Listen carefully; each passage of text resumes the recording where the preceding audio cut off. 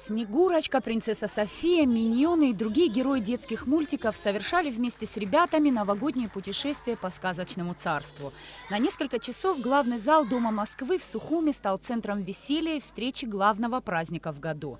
Дети пели, играли, водили хороводы вокруг елочки и, конечно же, получали подарки. По нашим данным, по нашим спискам, так сказать, мы охватили почти 400 детей.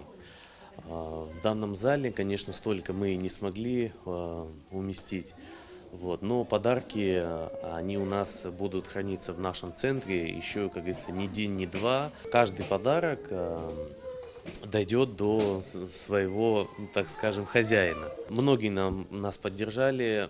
Начинали мы с того, что мы написали в Фейсбуке то, что нам необходимы были игрушки для елки. Откликнулись тоже очень многие. И в итоге у нас не то, что на одну, а на целых 4 и 5 елочек хватило бы нарядить. Этот большой зал не смог вместить всех желающих. Детей усадили в кресла, а родители стояли тут же неподалеку. Все ребятишки с нетерпением ждали встречи с главным новогодним героем, Дедом Морозом, который непременно принесет им всем массу подарков. Встреча со сказочным волшебником с белой бородой для подопечных детского реабилитационного центра уже традиционно взяла на себя компания «Аквафон». Оказание помощи детскому реабилитационному центру для компании «Аквафон» уже стало доброй традицией. Здоровье детей – это залог будущего для Абхазии и вообще для всего мира, поэтому мы со своей стороны делаем все возможное, чтобы наши дети были здоровы, были счастливы. Мы всегда хотим дарить им улыбки и исполнять все их желания. В организации мероприятия для ребят в канун самого радостного и долгожданного праздника приняло участие много организаций, в их числе Министерство здравоохранения. Министерство здравоохранения и впредь будет оказывать особое внимание нашему подведомственному учреждению, которое мы открыли несколько лет назад, и создали там максимальные условия для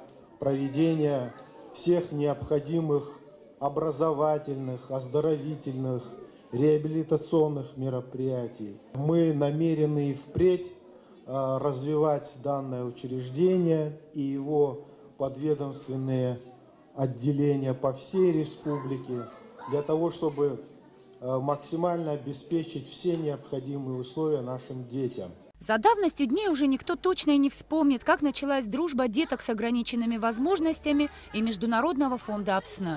Но в том, что она очень крепка, сомневаться не приходится. Сотрудники фонда – частые гости в реабилитационном центре и поддерживают его всеми возможными способами. Вот и на этот раз не обошлось без сюрпризов. Международный фонд АПСН, мы всегда были с вами рядом, чем сможем, всегда будем помогать. Сегодня тоже пустыми руками не могли подойти, как бы для детей новогодние подарки готовили для вас. Но отдельно хочется сказать и поблагодарить сотрудникам реабилитационного центра Сухум, потому что они есть настоящие патриоты. Самые главные добрые люди. Вы сами представляете детьми, как тяжело у нас дома с ними работать, они с ними 24 часа работают. И для этого, если они не против, маленький подарок для них тоже мы хотели сделать, чтобы Новый год настроение как бы улучшить. Если позволите, я передам от имени фонда директору реабилитационного центра. Спасибо вам. Невозможно описать радостные эмоции, которые были на лицах детей. Время, когда забывается слово «особенный», для таких семей важнее всего. А в канун Нового года важнее вдвойне.